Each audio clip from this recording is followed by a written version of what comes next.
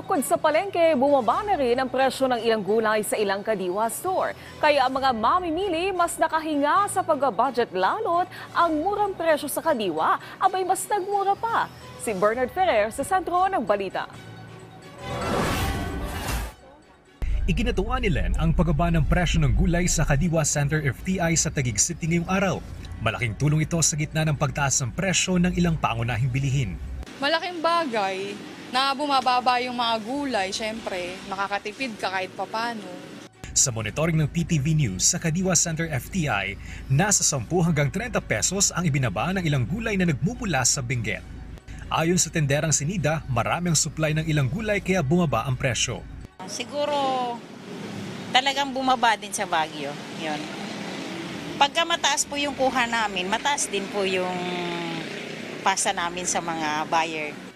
Bagya namang tumaas ang Pechay Baguio na dating 20 pesos per kilo, ngayon ay 25 pesos per kilo na. Habang nananatili ang presyo ng ilang gulay sa Kadiwa, maaari ring bumili ng per bag o bultuhan, lalo na ang mga may kantin o nagtitinda ng patingi-tingi. Tuwing Martes, Huwebes at Sabado, ibinabagsak dito sa Kadiwa Center FTI ang mga gulay mula Benguet. Magdamag din itong bukas para sa mga walang oras na mamalengke sa umaga. Bernard Ferrer para sa Pambansang TV sa Bagong Pilipinas.